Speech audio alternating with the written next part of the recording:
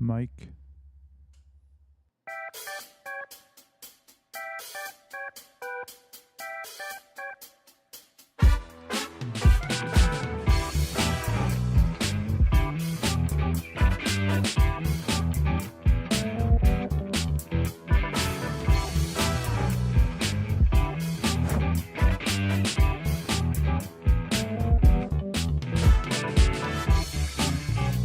Welcome on, guys.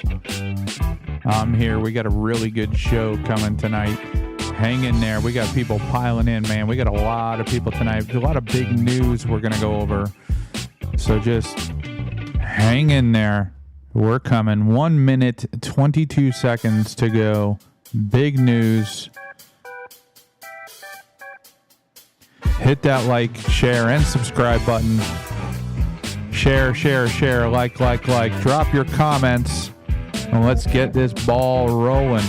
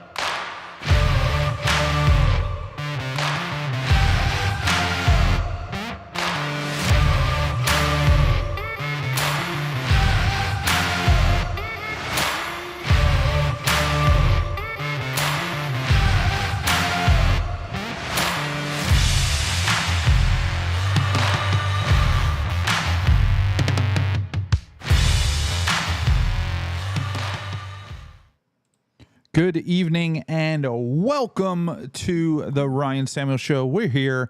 We're live. We got some really big stories tonight. All three stories we're going to do were so big, I almost had to split them up, but I said, you know what? These are the three biggest stories in the country.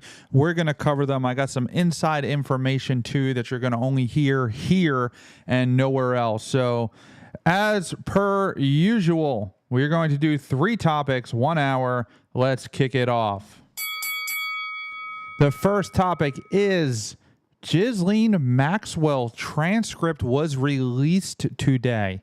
It's 12 hours. Don't worry. I went through the trouble of going through it and finding out what was said and what was going on and are we suspicious or not. That's what we're going to talk about. John Bolton. Yes. The former National Defense Secretary has been raided by the FBI. Is it legitimate? Is it a political ploy? These are questions that I want to know. And then the creme de la creme, probably the biggest story, and the best part about this story is nobody on earth is talking about it, and that is the United States of America is about a pubic hair away from laying waste to drug cartels in Venezuela and Mexico. Some information was released. Ships have been launched. They're ready to go to war, and we're going to talk about that. So we will cover all 3 topics right after this.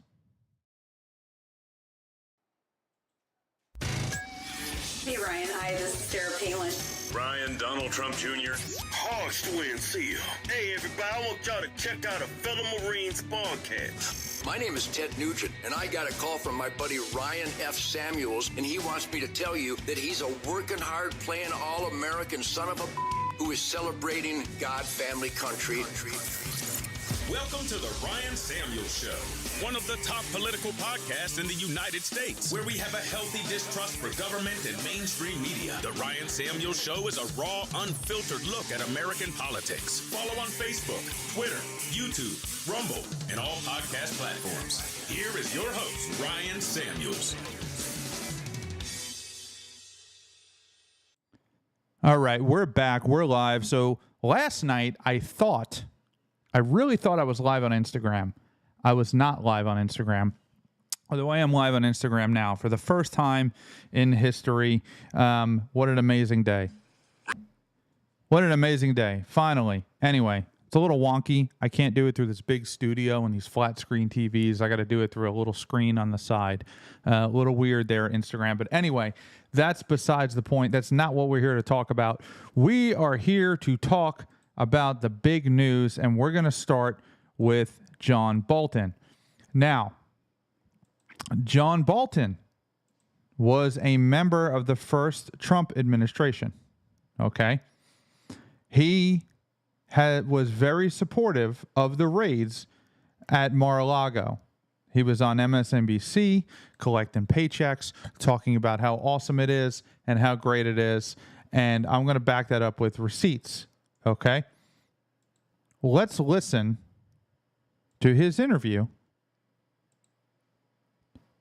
from the day that they raided Mar-a-Lago on MSNBC. Any given moment. But I don't think he cared about the classification system. I don't think he appreciated the sensitivity of this information, and he didn't appreciate the sensitivity of how it was often acquired, the so-called sources and methods.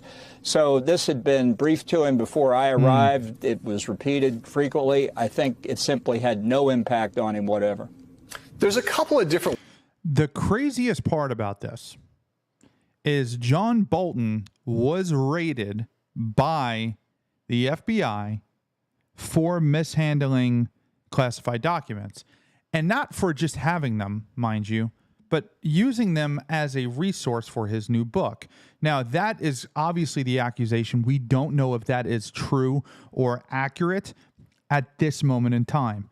The right-wing media is going to tell you that that's the case. The left-wing media is going to tell you that that's not the case, and I'm going to try to tell you the truth. So John Bolton is being raided by the same agency that raided Donald Trump for the exact same reason. There's only one difference. There's a different president for each of them. Let's listen to what else he had to say. Ways that people think about this, and people who are not friendly to the president, who think about what's happened here.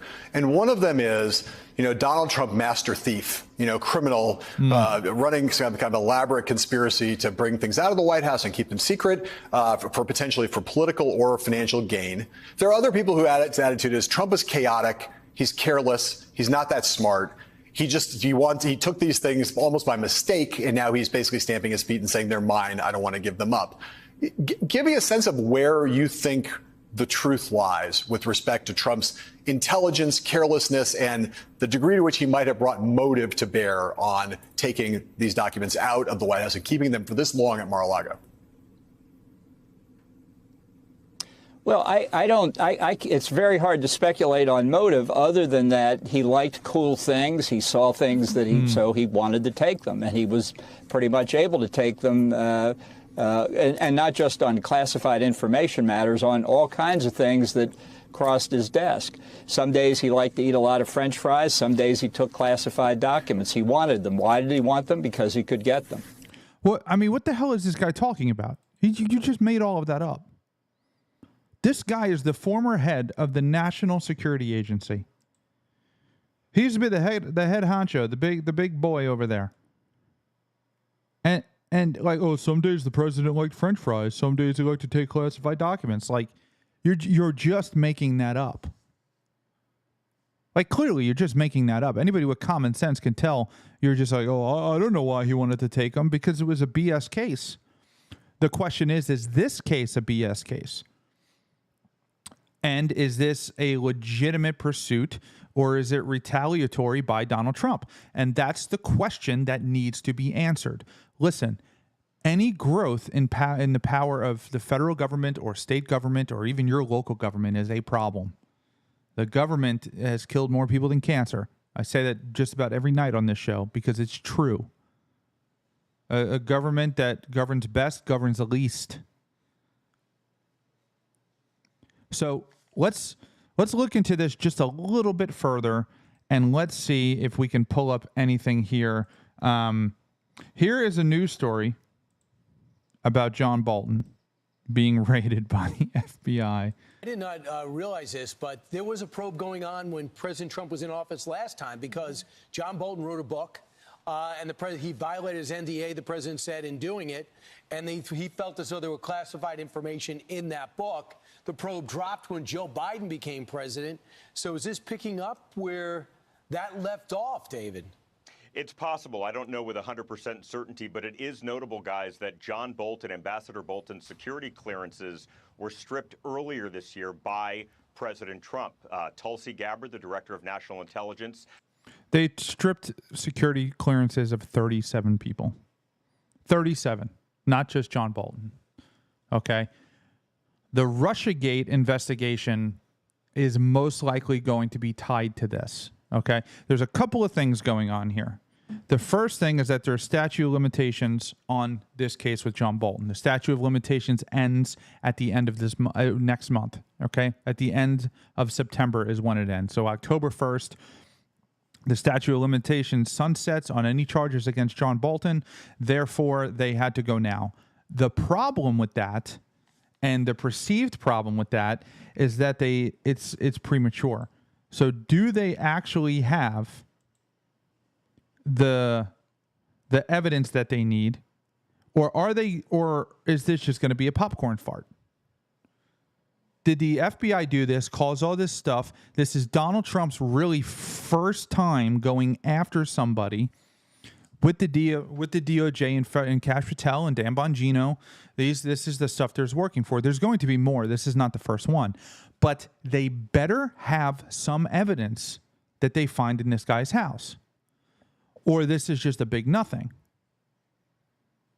And it really needs to be legitimate. And I think Dan Bongino is well aware of that, and Kash Patel. I don't think they would have done this just to fail. Again, I think Pam Bondi is an issue. I think she was an issue when she was in Florida. I've never liked Pam Bondi. She's very anti-gun, but she's also incompetent. She's incompetent. So we're going to see just exactly what this brings forward and brings to light. I hope this is just the beginning of a series of raids. I want to see Letitia James. Letitia James should be in federal prison for the rest of her life. And so should Kathy Hochul. They should be in federal prison. No mercy. A right trial, a right jury, but they should go to federal prison for abusing the justice system that they did and disgracing the American people with what they did with that sham trial of Donald Trump. That was a friggin' joke, and it was a scam. And as we talked about last night, the New York State the New York State Supreme Court, which is the step below the appellate court. The appellate court is actually what you would call the Supreme Court in most other states. It's still got one step to go. We talked about this all last night, but that was a joke, and it should have been thrown out. I do not anticipate the appellate court's going to keep it. Let's listen to what CNN had to say about John Bolton. We're following major breaking news this morning that continues to unfold. The FBI conducting a court-authorized search at the home of John Bolton as part of a national security investigation. That is according to a source familiar with the matter. A ton of questions around this right now. Our CNN crew has been on the ground, on the scene this morning, observed FBI. I love the photo they use of this guy where he looks like he just crapped his pants, because he should be he should be absolutely terrified. FBI personnel near Bolton's home, even seeing personnel go into his home. John Bolton, as you well know, is President Trump's former national security advisor and a former U.S. ambassador to the UN. In recent years, he has become a prominent critic of the president ever since he left the first Trump administration. This is what I'm saying. The left-wing media is going to make this about, oh, he's a critic of President Trump. He's also may have ties to Russiagate and the leaking of classified information to try to make Donald Trump look bad and prevent him from obtaining the presidency for the second term. He may be involved with the conspiracy of Russiagate. There's many things that they're not mentioning in CNN because CNN is friggin' dog crap. As recently as this week, he spoke to us about President Trump's meeting with Vladimir Putin. Well, I think it's a reflection of just how confident the Russians feel. They have escaped the sanctions that have been threatened by President Trump. They've heard Secretary of State Rubio say on Sunday, we're not going to sanction them because it will cause diplomatic efforts to fail. And they are. Why would you sanction them? You're trying to end the war. You're trying to end the war. Why would you cause a rift in the middle of negotiations? That seems common sense. And this guy's supposed to be a diplomat. Is that very diplomatic to put sanctions on a country you're trying to negotiate with and stop the killing of thousands of people every day? Trying to keep the table set so that things work out in their direction. That was just a couple days ago. CNN's Caitlin Polans joining us now. Caitlin, you brought us this breaking news, and you have some new reporting already. What's going on? I'm sorry, but I need to know what Caitlin's pronouns are because I have no idea what that thing is. That's right, Kate. We can confirm, according to a person familiar with this investigation, that the probe, it's related to the possible retention of national security information. So a little bit more specific on what we know about this investigation, this search that the FBI is conducting of John Bolton's home. Not only is it about national security, it is about the retention of national security information. Often, Kate, that looks like, are there classified documents being kept outside of where they should be kept? That often is what we see in investigations like this. The classified documents thing is the catch-all for the FBI, it sounds like. I want you guys to know and understand, okay? If you've never worked in a place, like I was in the military, I worked with nuclear weapons. We had secret clearances and top secret clearances, and there was classified information everywhere. But everything was classified information. What Donald Trump has for lunch is classified information. Where he had lunch is classified information. You know, the time, if somebody keeps a log of the time he went to the bathroom, that's classified information. So if you if you keep a menu and you take your menu home, that could be considered classified information. So understand, they say it because it's loud and it's scary.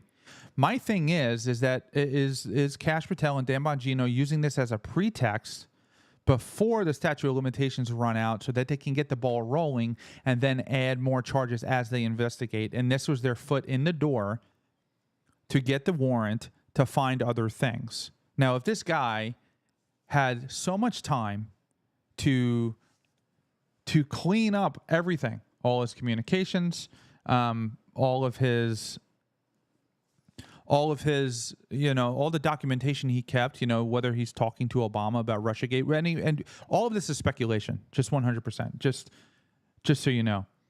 All right, we have Ruby's Cove Guest House commenting, I do not know him, but it sounds like he supports Trump. Is that correct? Peace. Well, if you left, you're not going to know. Is that like peace out? Like back in the 90s when I was a kid, we would say peace, and it meant see you later, friend, or toodaloo, bye-bye. Hey, Terry, how are you? Thanks for commenting. So listen, we don't know. He does not support Trump, okay? To answer your question. He does not support Trump. He has never supported Trump. Maybe he pretended to at times, but he definitely does not. Just so we're clear and you understand. the classified documents thing is the new friggin' catch-all, man. It's the cop smells marijuana in your car. Oh, I smell marijuana in your car. I mean, cops say that even when there's no marijuana, and you really can't challenge it. They could just get in your car that way, depending on where you live. But that's a pretext to get in the car. You're basically trusting the police officers' honesty, right? The court is going to take the cop's word against yours. So, but that's the thing. If you say I smell marijuana in the car, and you get in the car, and you don't find marijuana, you kind of look like an idiot. And then what? Right? You got to put in a report. You look like a fool, but in the police department, nobody cares. I'm talking about this situation. This is national news. This is one of the biggest stories of the presidency of Donald Trump. They better make sure that they find something. So let's finish this up with they, them, or whoever this thing is. But we're still waiting to hear more of what this is. The FBI, they are at work still on that scene in Maryland, where John Bolton's home is. They took bags out of their vehicles to bring inside. There were 4 or 6 agents. They have those blazers on that say FBI in the back. So this is quite an observable scene right now, very different than when the retention of national security information was being investigated during a search of Donald Trump's Mar-a-Lago property 3 years ago. John Bolton, he has not been charged with anything here. He's not been in government for 6 years. He did write a book and was under investigation soon after he left the Trump administration in 2020. He was being investigated at that time by a federal grand jury in Washington on the possible disclosure of classified information in that book, and he was not charged there. So looking at the possibility of a through line, it seems to be more likely, given that this is about the retention of national security information. There hasn't been a formal comment yet that we have received from John Bolton or from his lawyer. He was unaware of the FBI activity this morning. He wasn't home at the time. And also understand there is a likelihood that this guy may have gotten a heads up. Okay. This guy is a member of the actual deep state. He's been at the highest levels of governments for decades. His connections are up, down, inside, and out. I hope Kash Patel and Dan Bongino know that and took extra precaution. But there is a likelihood that, hey, maybe this guy got a text message. He was the head of the National Security Agency. They have access to things that you wouldn't even dream of. This is the same agency that would have listened to everybody speaking in the whole world because your phone was sitting on the counter that Edward Snowden blew the lid on. So there is a chance that he maybe got the heads up and everything's gone. He'd be an idiot if he still has it 5 years later. He'd be an idiot. That's why I'm saying there's more to this. There's something more to this. They're looking for something else. This is a reason for them to get the warrant. We also are waiting to see if the administration will say anything publicly. So far, some cryptic messages posted on social media by the 2 top officials at the FBI. Kash Patel, the FBI director, on the platform X, writing, "No one is of the law FBI agents on mission." That was right after 7 a.m. this morning. That is the most amazing thing in the world, because that's what they did to Trump when they had those 34 fake felony accounts. Every politician was like, no one is above the law, no one is above the law. So this is just a big FU to them, and I couldn't be happier. I couldn't be happier. I just want to make sure it's legit. And then the deputy FBI director, Dan Bongino, posting, "Public corruption will not be tolerated," not mentioning John Bolton by name in either of those things. This is a situation that would be court authorized, so the FBI would have gone to a court with the help of Justice Department prosecutors asking to have the approval of a search like this take place. They would have had to have probable cause to do this, but that, as we know, is a far, far long way from potential charges and also potential trial, anything like that. Kate? Long, long way from that. I am almost certain that they are going to indict John Bolton. I would put money on it. I wonder if it's available to bet on. but for certain, the thing about the Trump administration, Donald Trump now, what he has to do, they forced him to do this, okay? What Donald Trump has to do is he has to put himself in a position to where when he leaves office, nobody is ever going to be able to mess with him again. So all of his political enemies who are now screaming at the top of their lungs, oh my God, yeah, this is lawfare. Like, I don't care. I don't care. The Democratic Party set the precedence for this. They set the precedence for this. When Donald Trump was rerunning for his second term, they brought it up. Well, you're going to go after your political opponents. He's like, no, I'm not. He lied. Of course he lied. He has to. He has no recourse to stop them from coming after him when he gets out unless he totally crushes his enemy.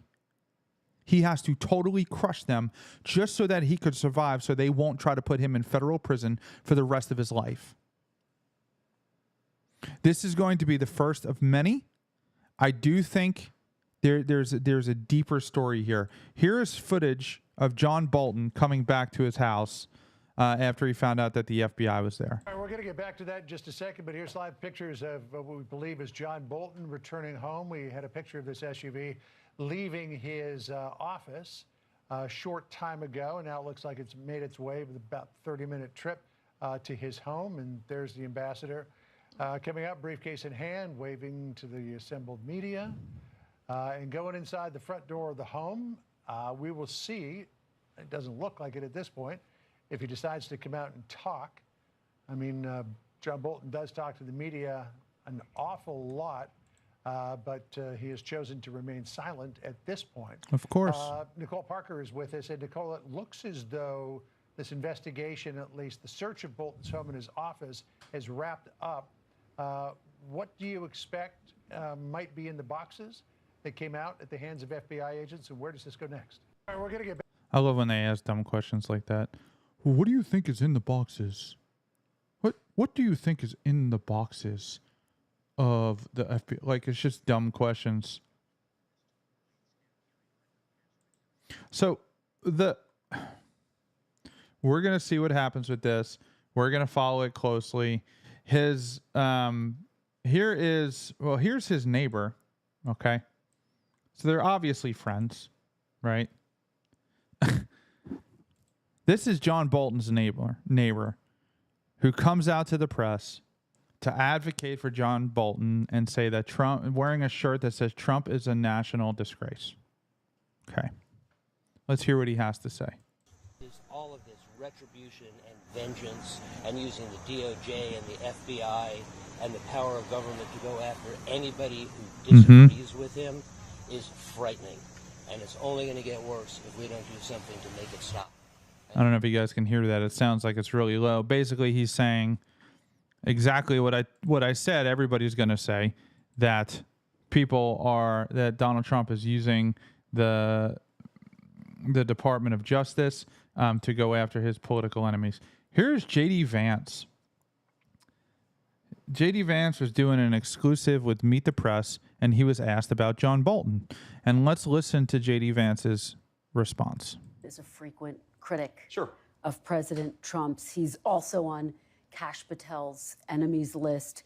The administration has already revoked his security clearance, Secret Service protection. Is Ambassador Bolton being targeted because he's a critic of President Trump? No, not at all. And in fact, if we were trying to do that, we would just throw out prosecutions willy-nilly like the Biden administration DOJ did, prosecutions that later got thrown out in court.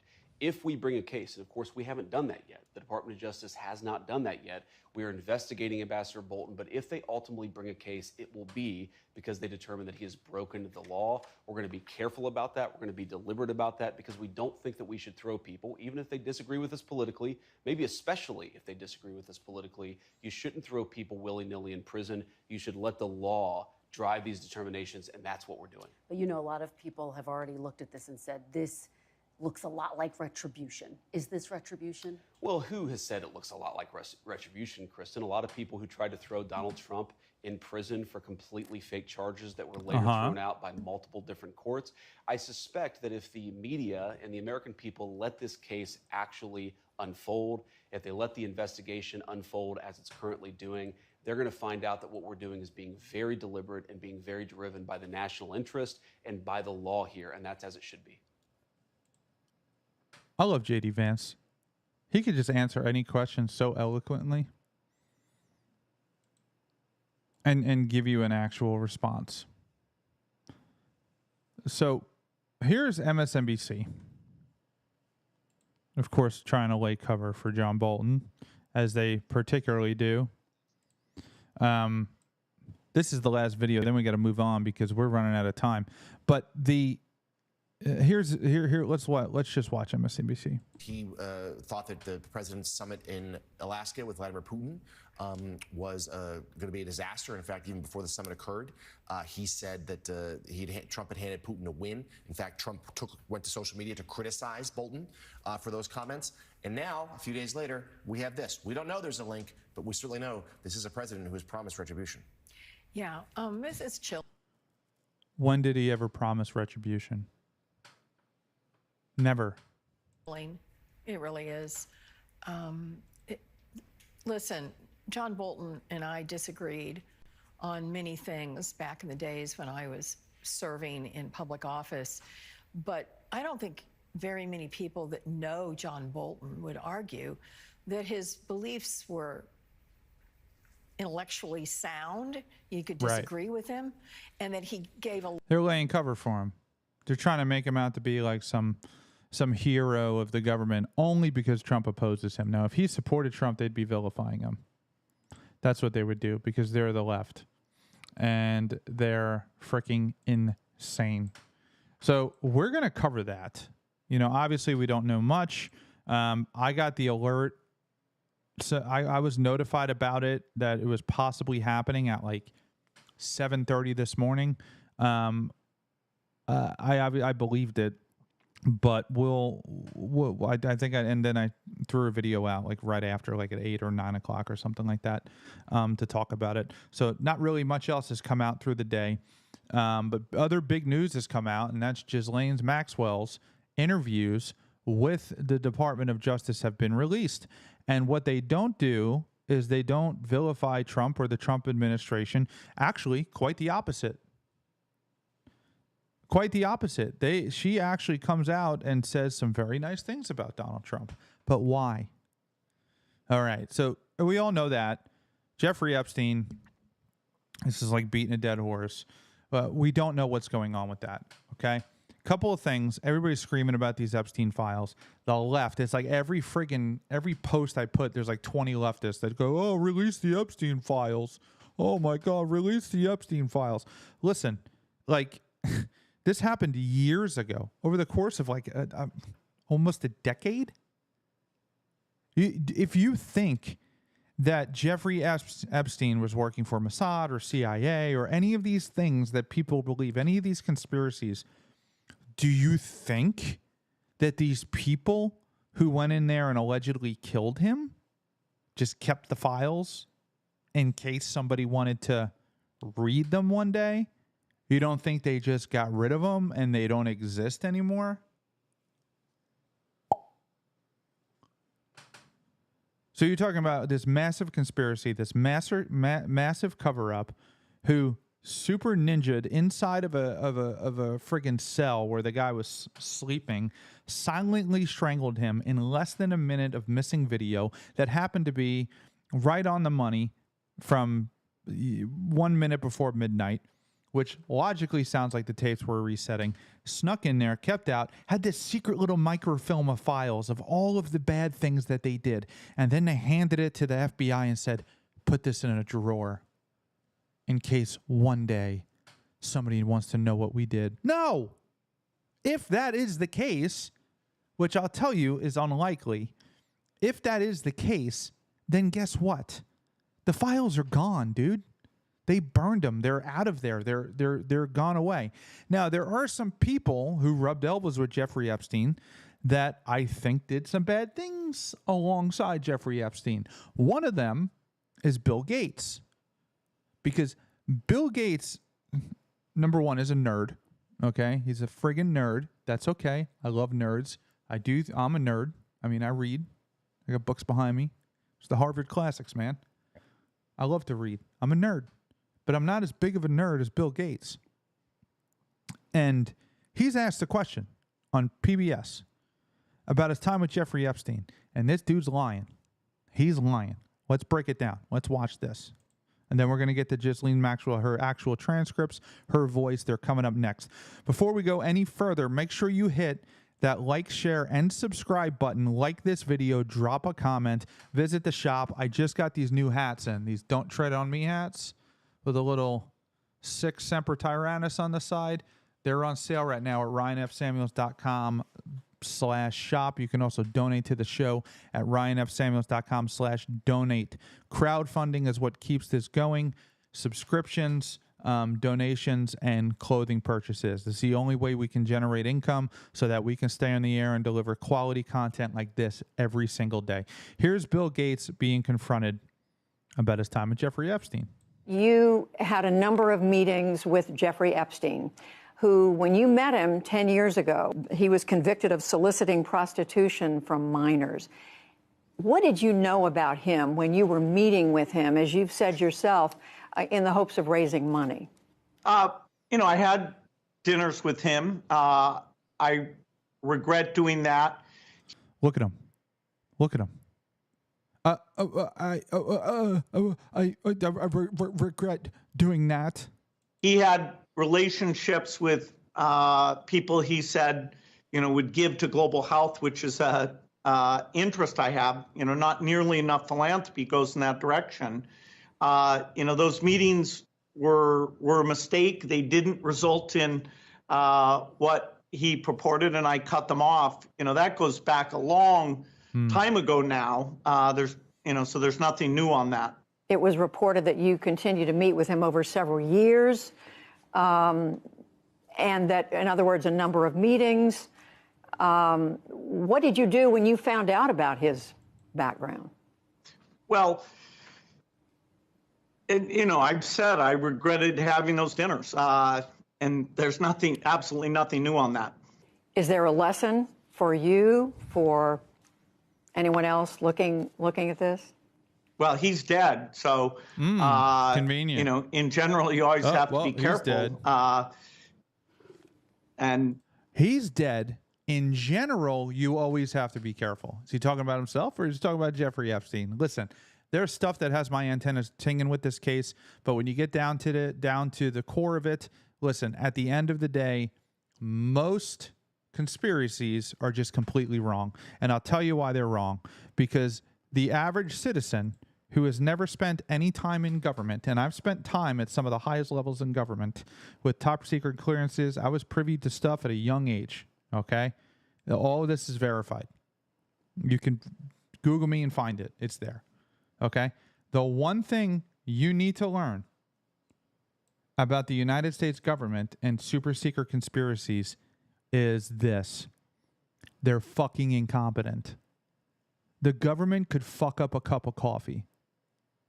It is next to impossible for them to pull anything off along those lines, something that intricate and advanced. Okay? They're incompetent, all right? That's my experience with the federal government. But doesn't mean it's not true. Maybe I wasn't privy to the highest levels, and I thought I was, but they kept me out of it and acted like they were incompetent for a reason. That could be true too. All right, here is... So, Ghislaine Maxwell, there's no video, this is just audio. She went to, she had a meeting with the Department of Justice, and she was interviewed, okay? To which she mentions in the interview that Donald Trump was a great gentleman, that he was perfect in every way. He never acted any way inappropriate. Let's listen to this. Photographic evidence, I'm not sure that even the FBI would take that, well, maybe today, but certainly not back then, would take that seriously. So you have to have something to say, hey, look, I've got this video of you doing terrible things, and you need to. So I built those houses, many of them. She's talking about the notion that there's hidden cameras in the walls and that he was recording these massages with famous people to use it as leverage against them. Okay? Is that possible? Yeah, but is it probable? No. Because even when gathering intelligence, you catch more flies with honey. It's not a movie, man. You know, it's not a movie where they're holding you hostage with blackmail. They're coming as your friends with a smiling face, is what they're doing, and they're gaining trust. They're not holding you hostage. That's not typically the best way to get intelligence. I decorated those houses. She's saying she built them, she decorated them. The electricians in for the wiring.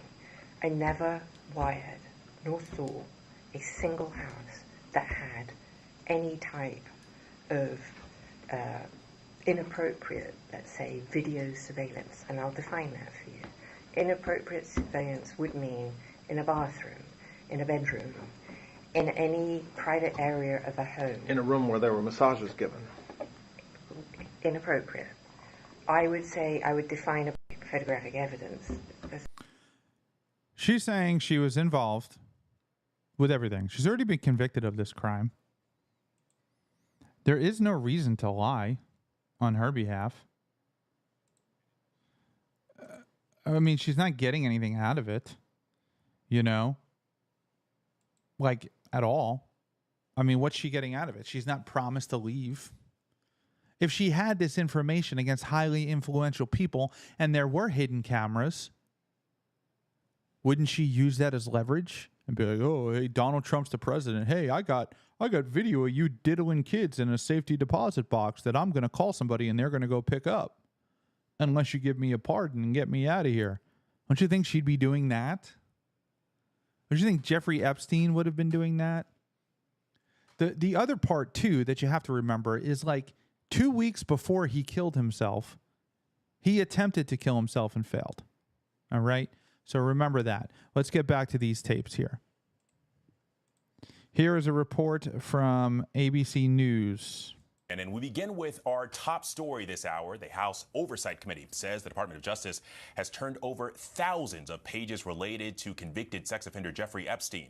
The committee is calling it a, quote, first production, seeing as the DOJ has only partially made good with delivering the files days late on its Tuesday deadline. House Oversight Chairman James Comer was directed to subpoena the material after a bipartisan vote by the committee last month. Meanwhile, the Justice Department has released the transcript and audio from Deputy Attorney General Todd Blanche's closed-door interview with Epstein's co-conspirator Ghislaine Maxwell last month. ABC News Washington, D.C. Bureau Managing Editor Catherine Valders and ABC legal contributor Bernarda Villalona join me now for more on this. And Catherine, I want to start with you. What do we know about what's being handed over today, and when will the remainder of these files be delivered? Well, it's a good question. We don't know exactly what the Department of Justice hasn't turned over to the House Oversight Committee. Remember, what the House Oversight Committee was requesting was the full and unredacted Epstein files, if you will, that large tranche of documents that the FBI and DOJ conducted their review over and then decided back in July that they wouldn't be releasing any more of those publicly. That's what the committee is requesting. Now, what we do know has been turned over, at least in part, is the interview that the Deputy Attorney General Todd Blanche did with Jeffrey Epstein's former associate Ghislaine Maxwell. That interview occurred, it was a highly unusual setting. It occurred last month, over 9 hours. The Department of Justice has turned over that transcript and that audio to Congress and now has released that publicly. So that is at least one highly anticipated document that has now been released publicly by the Department of Justice. So exactly what the department hasn't turned over to Congress, what they intend to withhold, whether that's for any privileged information or for victims' names or what have you. That's such a load of crap, man. That's such a load of crap. That's always been a load of crap. Oh, I don't want to turn it over to because of the victims. Listen, if the victim is making accusations against a citizen, whether they're guilty or not, okay, that should be public information. They pull the same friggin' stupid crap of grand juries. Oh, the grand jury meeting's secret. Why? This is how a grand jury works, okay? A police officer goes to the district attorney or the state attorney or the attorney general's office and says, hey, listen, this person committed this crime. We want a warrant for their arrest, or they just arrest them at the crime scene, and then they arrest them. Then the prosecutor or the district attorney, assistant attorney general, they take the evidence to a grand jury. And all of the evidence gets presented to a grand jury, and then the grand jury says yes, indict them, or no, don't indict them. The indictment percentage is like 100%. That's where the saying comes that a grand jury would indict a ham sandwich. But all of these conversations in the friggin' grand jury room are confidential. So what if the prosecutor's just making crap up and gets an indictment illegally? You think that doesn't happen? I mean, you think that doesn't happen? It happens every day. Of course it does.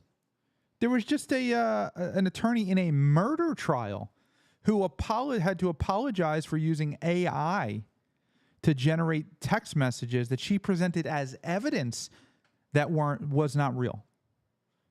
Because they don't care about the truth. They care about convicting you if it's your job to convict you. That's all they care about. So the Ghislaine Maxwell, the transcripts are out. They're about 12 hours long with all of them. All right. I have some snippets here we're going to listen to. Here's a clip from Fox News. Let's watch this. If you were to take Ghislaine Maxwell at her word here, and I think all of us, you will, and the rest of the esteemed panel are looking at this like, come on, we understand that there's likely a lot being held back or outright falsehood at this point, although it'd be tough to prove some of those falsehoods. It depends. This is, I think, a moment where we have to ask, hold on a second. If she's unmotivated here to tell the truth, what are we going to get out of this? And I think that's where you have to see other aspects of this trial coming together, because she's telling us that essentially the only criminality that occurred here was Jeffrey Epstein's, that he hid, that even she, who was so close to him, didn't know about. It's just not credible. It's just not credible. That part of it, I think, is where it most obviously falls apart.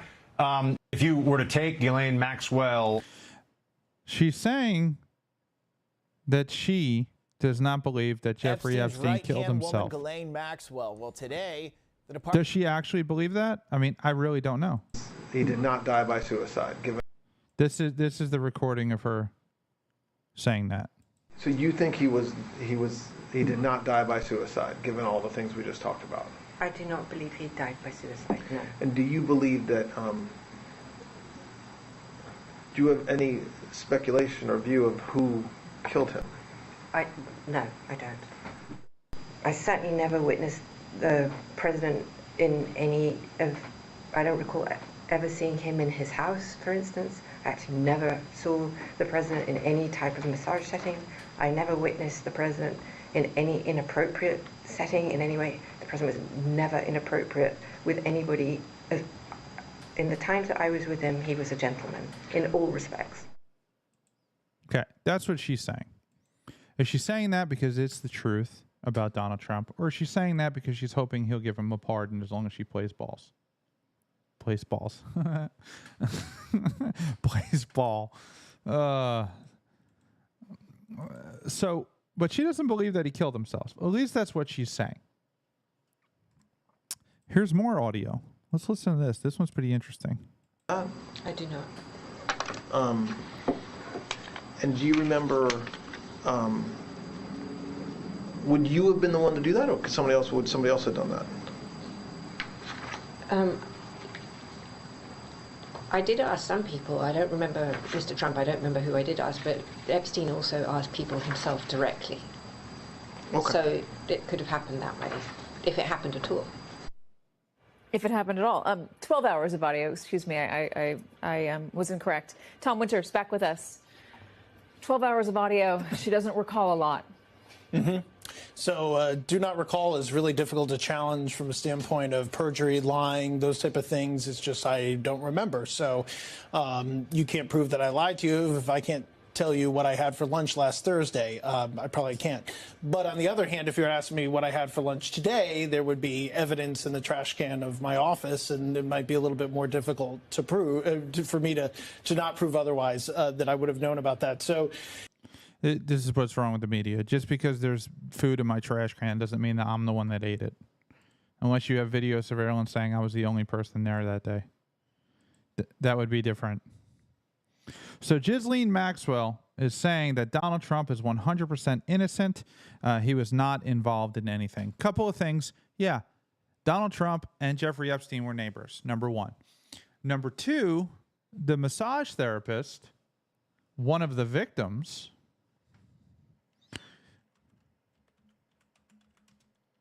I'm going to just Google this. I can't really do two things at once. I apologize. Virginia Jeffrey, right? So she put out a post on X saying she's one of the victims of Jeffrey Epstein. Here, I'm going to pull this up so you can see. These are some of the suspicious things. This is her with Prince Andrew, okay? Famous picture. She's one of the victims. She's been vocal. She put out on Twitter that I feel like my life is in danger. I am not suicidal. If anything happens to me, just know I did not commit suicide. That's not a quote. That's just a generalization of what she said. But she came out and said that, okay? And you know what happened shortly after that? She friggin' committed suicide, allegedly, all right?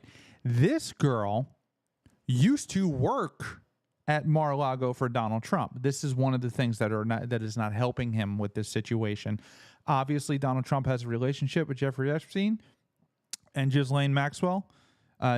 Donald Trump did ban, this is on record, he banned Jeffrey Epstein from Mar-a-Lago permanently over inappropriate behavior towards women and underage women. He banned him and kicked him out of there.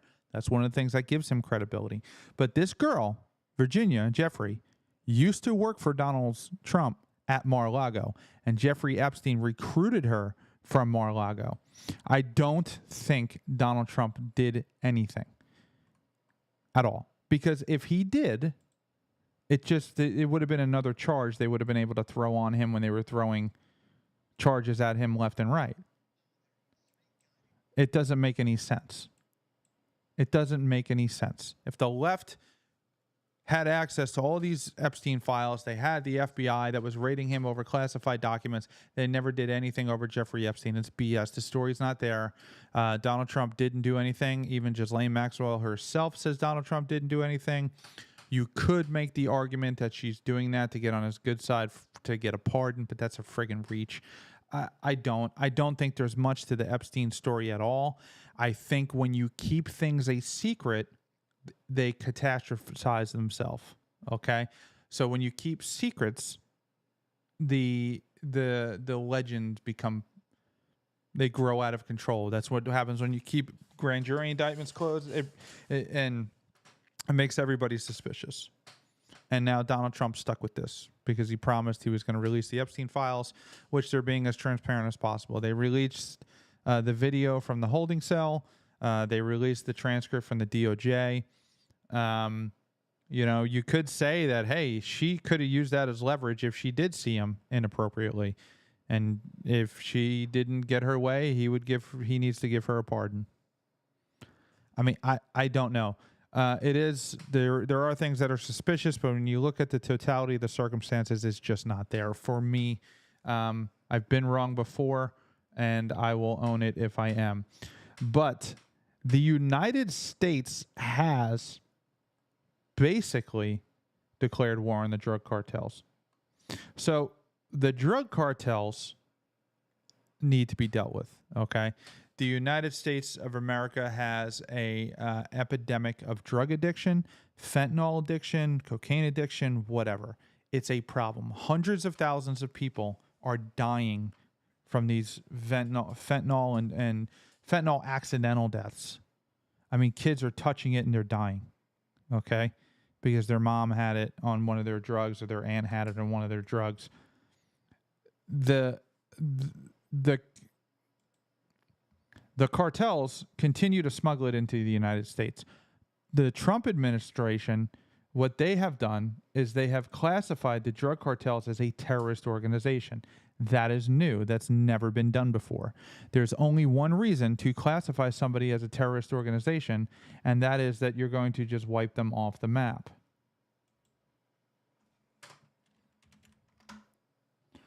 So I'm getting word, and a couple of other people, podcasters, investigative journalists, are getting word that mid-September, we're going to see a military action against the drug cartels. You that listen to me, you know I fully am like basically anti-war. With this, let's go to town. This is a situation where the United States would actually be 100% justified in sending the military in to take these organizations out. I mean, this needs to be done. They're murdering our people. And this would be a situation where the United States would be completely just in throwing the entire United States Marine Corps in, clearing houses door to door, room by room, and murking friggin' drug lords. Let's listen to the news story about the Navy destroyers deployed to Venezuela. Now, there are 3 guided missile destroyers deploying off the coast of Venezuela. It's all part of President Trump's plan to help combat drug cartels in Latin America. For more now, we are joined by national security correspondent Liz Landers, who's been tracking all of this. And Liz, what is the U.S. plan in Venezuela?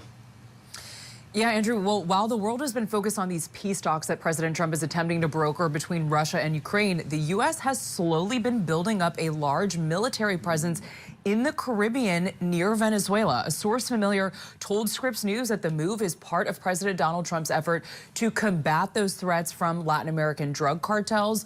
The source confirming to Scripps News that 3 U.S. guided missile destroyers, the USS Gravely, USS Jason Dunham, and the USS Samson, are being deployed in these efforts with. So when I was stationed at Kingsway, Georgia, when I did the nuclear weapon security. That's where the United States Navy's Atlantic Fleet of Nuclear Weapons is. There was a Marine there who was there right before I was there. He had just left. He went over overseas. He was standing post. A terrorist got out of a car, dropped a grenade. He jumped on the grenade and shielded everybody around him. His name was Jason Dunham. Okay? That's who this ship is named after. Just a fun fact.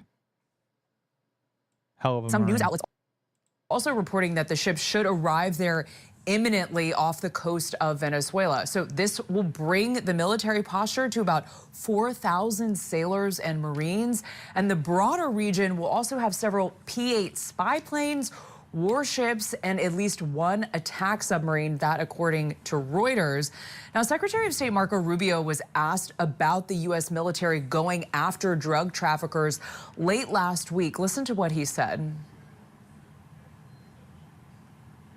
There are designated narco-terrorist groups operating in the region, some of them utilizing international airspace, international waters to transit poison into the United States.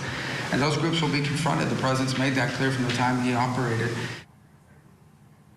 Venezuelan President Nicolas Maduro announcing on Monday that his country will mobilize more than 4 million militia members, saying that the militias will be, quote, prepared, activated, and armed throughout Venezuela. So he said in this televised address on Monday that we will, quote, defend our seas, our skies, and our lands. We liberated them. We guard and patrol them. No empire will touch the sacred soil of Venezuela, nor should it touch. So she misrepresented the P-8. She called it a spy plane. It's not a spy plane. It's a sub-hunter. So what cartels do is they have submarines, like literally submarines that they stuff full of cocaine or whatever, and then they smuggle them into various countries. The P-8 is a sub-hunter, so it was specifically designed to hunt down Russian submarines, which are like the United States are nuclear capable. So their P-8s are off the coast of Jacksonville, Florida, out of the Naval Air Station, NAS, Jacksonville. The sub hunters are out there all the time. They're looking for enemy submarines off the coast to see if the Russians are in striking distance. That's literally somebody's MOS in the military that they do all the time. These guys are being forward deployed to search for drug sub hunters. The destroyers are going to launch missiles into and they're going to start doing missile strikes on drug cartel leaders, kingpins. This is the stuff that's going to come. This has to happen. This should have happened years ago. So what we did with the war on drugs with Ronald Reagan is we went after the users and primarily the users and the small-time dealers. You got to go to the source. And taking out the source of all the redistribution is what's going to finally put an end to it. The problem is the United States of America is compromised. The CIA makes a ton of money. CIA agents who have infiltrated the drug cartels are getting friggin' money, dude. And they're getting friggin' money. They're drug kingpins, sending back information, but they're living that lie. So there's the drug cartels have so much money that if they know we're coming, I'm interested to see what they're going to do. I am. If they're just going to lay down their guns and run away, which I think is a probability, because there's a difference when you fight for money and when you fight for principle. When you're fighting for principle, it's different. When you're a post 9/11 Marine and you want to go friggin' kill every terrorist that exists on Earth, that's different than the guy who's like, oh, I'm here for free college. There's different. There's principle. There's or the Islamic jihadist fighter that came into Iraq, into Fallujah from Libya, right? Those are different. Okay? Is a drug cartel, do they have really something that they fight and believe for? I don't think so. I don't think they're going to put up too much of a fight. They might. I would be surprised. I would bet that most of them run away, but I'm sure a lot of them are going to be hopped up on whatever the heck it is they're selling. There was a ceasefire proposal put forward by both Qatar and Egypt. Hamas accepted it on Monday. Israel has yet to officially weigh in. I'm wondering if the U.S. was at all involved in it, if it's supportive of it, and whether or not the president believes Israel should accept it. I don't think it's a coincidence that Hamas accepted this proposal after the President of the United States posted a very strong statement about this conflict on Truth Social yesterday. I would refer you back to that statement. As for this proposal that Hamas has now accepted, the United States continues to discuss it, and I'll let the President weigh in on it definitively. You're welcome. Sure. Can you describe the President's perspective on taking a stake in Intel in exchange for federal grants? And is this manufacturing that's critical to our national and economic security? That is especially in regards to chips and semiconductors, which wants to put America's needs first, both from a national security and economic perspective. And it's a creative idea that has never been done before to ensure that we're both reshoring these critical supply chains while also gaining something of it for the American taxpayer. You're welcome. Emily. Thanks, Caroline. I wanted to ask about the 3 U.S. warships that are being sent to Venezuela. Here we There's go. 4,000 Marines on board. Are you looking at possibility of boots on the ground there? What I will say with respect to Venezuela, President Trump has been very clear and consistent. He's prepared to use every element of American power to stop drugs from flooding into our country and to bring those responsible to justice. The Maduro regime is not the legitimate government of Venezuela. It is a narco-terror cartel. In Maduro, it is the view of this administration, is not a legitimate president. He is a fugitive head of this cartel who has been indicted in the United States for trafficking drugs into the country. Yeah, I mean, you in a situation like this, you have to put boots on the ground. You have to surgically remove people and terrorists. Like you have to take them out of the situation. You can't just bomb them and then say, okay, because somebody else is just going to take over. You have to completely do that. And this guy's running the whole country. He works for the cartel. They're compromised. These governments are compromised. The Mexican government is compromised. They're our border. They're a border country. They're compromised.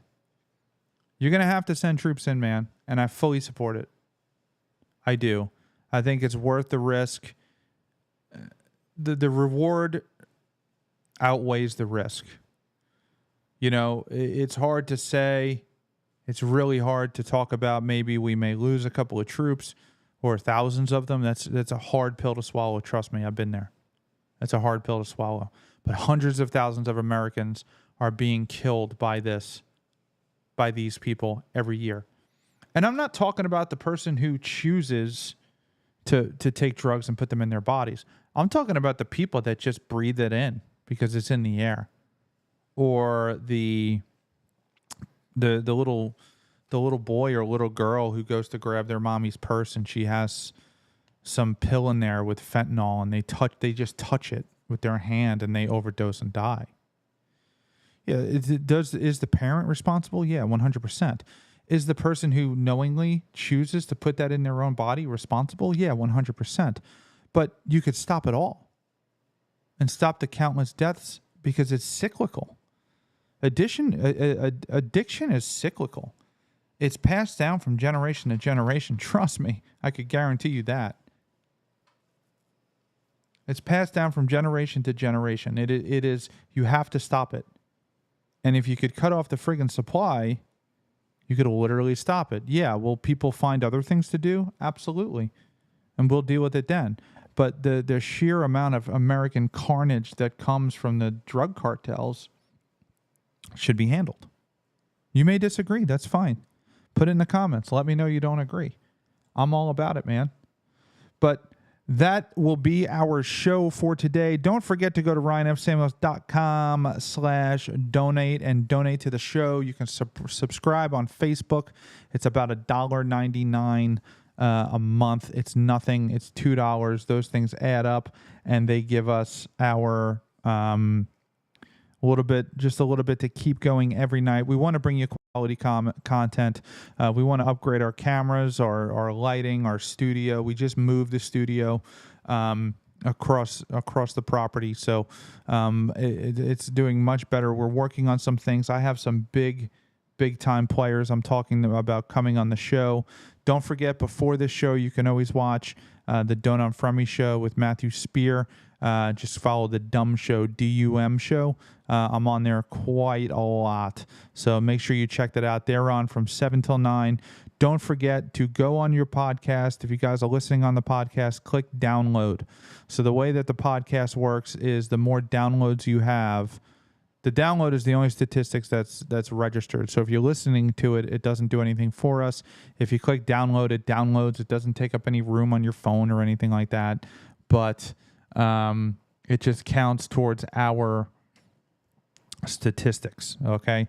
The podcast is definitely growing. I mentioned it last night. We're in the top 13 podcasts in the country for political content. Okay. Particularly like free speech style content, like number 13, not percentage, but number. Okay. We're slowly approaching that top 10 mark. I want to hit it. The way we're going to do that is with downloads. Number one country is the United States, obviously. Number 2, Germany. Germany is our number 2 country. We get thousands of downloads in Germany. We also get thousands of downloads in Israel and hundreds of downloads in Iran. Hundreds for now. But they're listening and it's growing. I think it was like 10 a couple weeks ago or something. So it's growing. We're growing everywhere, and it's awesome, man. And I appreciate everybody, all of the support. Make sure you hit that like, share, and subscribe button. Kevin Bernard, good night to you too, my friend. JD, fentanyl-laced pills are real. Almost killed me 7 years ago. Yeah. JD, I'm glad you're still with us, man. That is a horrible thing, but it happens every day in this country. You know, you think you're getting, you got a bad back or something, and you think you're taking a Percocet or something from a friend, and you find out it's just, compressed fentanyl or something. You can overdose and die. It happens all the time. That's the stuff I'm talking about. Even not, you think it's Motrin or whatever. It doesn't matter. It has to stop. It's a problem. So thank you for tuning in. Download. Visit the shop. I got cool merch, man. This hat is awesome. It's really, really good quality. It's stitched. It's not printed, so it'll last you a long time. It's got the green brim there. Check it out. I will see you guys on Monday night. Thanks for tuning in to The Ryan Samuels Show. Don't forget to like, share, and subscribe.